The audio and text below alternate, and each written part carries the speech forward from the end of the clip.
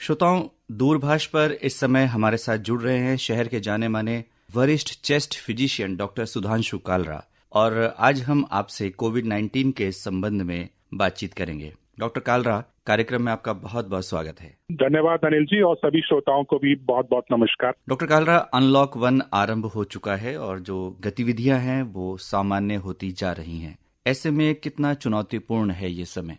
अनिल जी, आपने बहुत ही अच्छा प्रश्न पूछा। आज के समय में लॉकडाउन खुल गया है और अनलॉक 1 की तरह हम लोग चल रहे हैं। हमें ये मानना पड़ेगा कि हम लॉकडाउन को बहुत लंबे समय तक नहीं रख सकते। एक तरफ जीवन है, दूसरी तरफ जीविका है, लाइफ एंड लाइवलीहुड्स की बात है, तो दोनों चीजों में तालमेल हमें बीच में रखना है और इसका देखते हुए लॉकडाउन को खोलना बहुत आवश्यक भी है। लेकिन इसके साथ ही हमारी सामाजिक जिम्मेदारी, हमारी पर्सनल जिम्मेदारी बहुत अधिक बढ़ जाती है। लॉकडाउन खुला है, कोरोना नहीं गया है। हमें ये समझना है कि आने वाले 1 या 2 महीने बहुत क्रिटिकल हैं। आने वाले 2-3 महीनों में कोरोना की संख्या पहले से कहीं अधिक बढ़ सकती है और ऐसे में वो तमाम एहतियात हम लॉकडाउन के दिनों में हम बरत रहे थे, उन सभी को हमें अनलॉक होते हुए भी बरतने की आवश्यकता है। आज के टाइम में हम जैसे देखते हैं कि जब से लॉकडाउन खुला है, सबसे जो जरूरी बात है सोशल डिस्टेंसिंग की, वह बिल्कुल नहीं उसका पालन किया जा रहा है। और ये भी देखा गया है कि यंगस्टर्स जो हैं, जो सड़क पे निकलते हैं, वहां पे 10 में से 3-4 हम देखते हैं कि उन्होंने मास्क का यूज भी छोड़ दिया है, वो मास्क भी नहीं लगा रहे हैं। तो ये दोनों बातें जो हैं, सोशल डिस्टेंसिंग को मेंटेन ना करना और मास्क का प्रयोग ना करना, ये दोनों बहुत ही घातक सिद्ध होंगे हम सबके लिए। वो यंगस्टर्स ये सोच सकते हैं कि उनकी इम्यूनिटी उनको बचा लेगी, पर कभी वो सब लोग जो इस सोशल डिस्टेंसिंग का पालन नहीं कर रहे हैं, उन्होंने यह सोचा कि वह बाहर की बीमारी अपने घर ले जा रहे हैं। घर में उनके बूढ़े माता पिता हैं, कोई और सज्जन हैं जो बीमार होंगे, उनके छोटे बच्चे हैं, वो तमाम बीमारी वो अपने घर के अंदर ला रहे हैं। तो यह अति आवश्यक है कि हम सोशल डिस्टेंसिंग और मास्क लगाने का वैसे ही पालन करें जैसे हम लॉकडाउन के दिनों में कर रहे थे। डॉक्टर कालरा, ऐसा कहा जा रहा है कि 65 वर्ष से जो अधिक आयु के लोग हैं और जो किसी बीमारी से पूर्व में ही ग्रसित रहे हैं, उनके लिए ये समय चिंताजनक हो सकता है, जोखिम भरा हो सकता है। आप क्या कहेंगे? जी, जितनी भी अभी पिछले 6 महीनों में हमारे पास एविडेंस आए हैं, वहाँ यह देखा गया है कि जितनी भी मृत्यु हुई है, मोर्टेलिटी जो हुई है, वह 65 वर्ष एंड अबव के लोगों में हुई है और खासकर उन लोगों में हुई है जिनकी इम्यूनिटी किसी बीमारी की वजह से कम हो चुकी है। चाहे वो डायबिटीज हो, चाहे वो कैंसर हो, चाहे वो हृदय रोग हो, चाहे वो सांस रोग हो, किसी भी कारण से अगर शरीर की प्रतिरोधक क्षमता कम हुई है, तो ऐसे में कोरोना का प्रभाव आपके ऊपर अत्यधिक होने की संभावना है।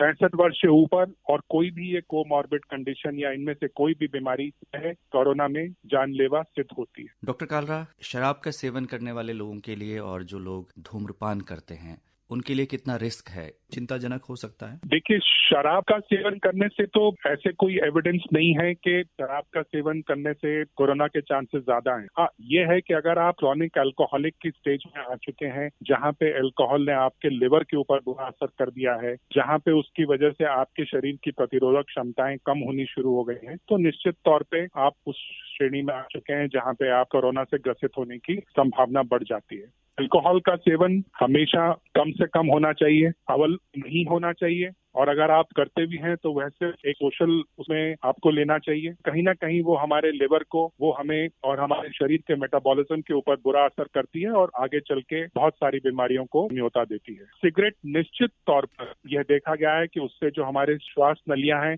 उसके अंदर जो बदलाव आता है, वह जो हमारी शरीर के अंदर जो प्रतिरोधक क्षमता कम होती है सिगरेट पीने की वजह से, वहाँ पे सीओपीडी के पेशेंट्स में या जो सिगरेट ज्यादा पीते हैं, उनमें कोरोना का जो प्रभाव है, चाहे वो यंग भी हैं, तब भी वो वही है जो 65 साल से ज्यादा है। अगर आप यंग स्मोकर हैं तो आपको जो ध्यान रखने की आवश्यकता है वह उतना ही है जितना कि एक 65 वर्ष के बुजुर्ग की है। तो सिगरेट स्मोकिंग डेफिनेटली एक कोरोना के प्रभाव की ओर तेजी से ले जाती है। डॉक्टर कालरा, कई राज्यों से उत्तराखंड में लोग आ रहे हैं अपने मूल राज्य में, और इस समय जो टेस्टिंग की जा रही, जो सैंपलिंग की जा रही है, उसमें अधिकांश लोग ऐसे हैं जो पॉजिटिव आए हैं, उनकी ट्रैवल हिस्ट्री रही है, उन्होंने इस दौरान यात्रा की है।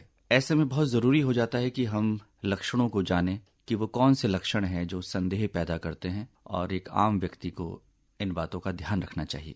देखिए, इसके जो मुख्य लक्षण हैं कोरोना के, वह किसी भी खांसी जुकाम बुखार के लक्षण हैं। आपके गले में खिचखिच होना, खांसी आना, छींके आना, बुखार रहना, बदन में मांसपेशियों में दर्द रहना, सडनली या एकाएक आपकी सुगंध यानी स्मेल की पावर को कम हो जाना, सूंघने की पावर में कम आ जाना, डायरिया होना, भूख ना लगना, ये तमाम लक्षण हैं जो ये कोरोना के संक्रमण की तरफ इशारा करते हैं, इंडिकेट करते हैं। लेकिन हमें ये समझना है कि इस टाइम में जिस फेज में हम आगे आने वाले हैं, एसिम्प्टोमेटिक कैरियर्स हमारे लिए ज्यादा खतरनाक हैं, यानी कि वो कोरोना पेशेंट्स जिनको कोई भी लक्षण नहीं है। यदि ये लक्षण है आपके पास, आप अपने आप को अपने घर में आइसोलेट कर लें, और अगर 2-3 दिन में ऐसे लक्षण ठीक नहीं हो रहे हैं, आपका सांस फूल रहा है, तो तुरंत डॉक्टरी सलाह लें। और हम एसिम्प्टोमेटिक कैरियर से तभी बच सकेंगे अगर हम मास्क का प्रयोग करेंगे, सोशल डिस्टेंसिंग करेंगे, और जब जरूरत ना हो भीड़ भाड़ वाले इलाकों में हम ना जाएं।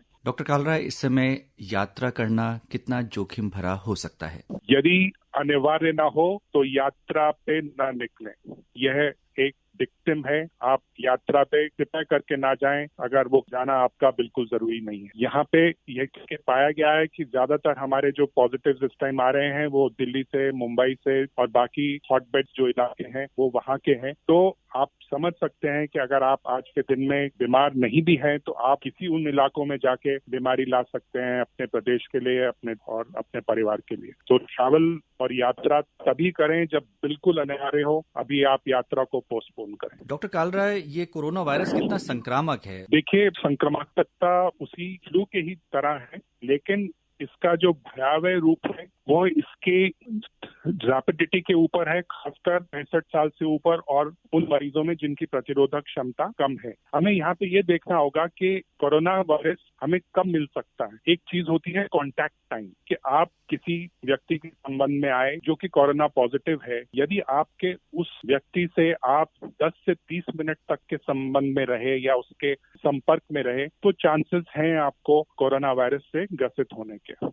यहाँ पे ये बहुत जरूरी है तभी कि आप भीड़ भाड़ वाले इलाकों में कम से कम जाएं, रेस्टोरेंट्स में, मॉल्स में, सिनेमा हॉल्स में, जहाँ पे आप लंबे समय तक एक जगह रहते हैं, वहाँ पे आप कम से कम जाएं। इसीलिए अभी सिनेमा हॉल्स और मॉल्स नहीं खुले हैं। वो कॉन्टैक्ट टाइम का हमें ध्यान रखना है कि हम, क्योंकि यह संक्रमित रोग है, इसलिए हम कम से कम ऐसे लोगों के संपर्क में आए। और अगर हम घर से बाहर निकले भी हैं तो ग्लव्स पहने, ताकि अगर कहीं पे कोरोना वायरस के ड्रॉपलेट्स गिरे भी हुए हैं, वो हमारे हाथ पे गिरते हैं तो हमारे ग्लव्स पे आए, और उन ग्लव्स को यूज करते हुए ये ध्यान रखें कि वो हमारे नाक और मुंह पे और कान पे वो हाथ ना जाए। डॉक्टर कालरा, हमारे श्रोता जानना चाहेंगे कि ग्रोसरी आइटम्स, पैकेजिंग और जो फूड आइटम्स हैं जो हम बाहर से मंगाते हैं, उसमें कोरोना वायरस का कितना खतरा है? देखिए, पैकेजिंग फूड पे अभी तक ऐसी कोई भी एविडेंस नहीं है जो ये कहे कि पैकेज फूड में कोरोना वायरस फैलता है, लेकिन हमें फिर भी एहतियात बरतना है। बेस्ट है कि ऐसे टाइम में हम अपना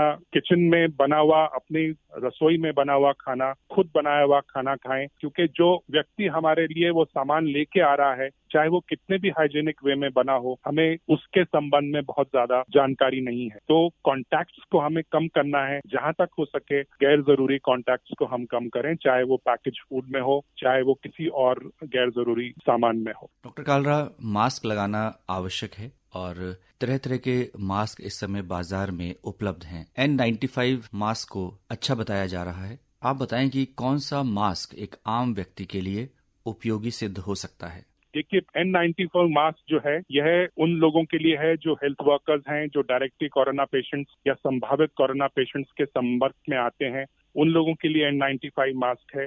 नॉर्मल लोगों के लिए, आम पब्लिक के लिए जो घर का बना कपड़े का मास्क है, वह काफी सुरक्षित है और उसको हम रेगुलर बेसिस पे धोएं। उसको हो सके तो कुछ टाइम के लिए ब्लीचिंग पाउडर में छोड़ के रखें, उसको गर्म पानी में हम अच्छी तरह भिगो के उसको दोबारा से उसका प्रयोग करें। और अगर हमने छींका है उस मास्क में, अगर हमें छींक आई है, तो कोशिश करें कि उस मास्क को दोबारा से ना प्रयोग करें जब तक कि हमने उसको दोबारा से साफ नहीं कर लिया। तो यह देखा गया है कि दो नॉर्मल सर्जिकल मास्क के साथ में अगर हम हम ये घर का बना हुआ मास्क बाहर पहनते हैं तो प्रोटेक्शन काफी हद तक हो जाता है। यह पाया गया है जैसे दो लोग हैं, उनमें से किसी एक ने अगर मास्क पहना है तो 30% 40% तक का प्रोटेक्शन होता है, लेकिन अगर दोनों ने मास्क पहना है तो वो प्रोटेक्शन 90% तक चला जाता है। तो इसलिए मास्क का पहनना अनिवार्य है। कृपया करके जब भी आप घर से बाहर निकलें आप मास्क पहने। डॉक्टर कालरा, आज आपने हमारे श्रोताओं को बहुत ही महत्वपूर्ण जानकारी दी। आकाशवाणी से जुड़ने के लिए और इस महत्वपूर्ण बातचीत के लिए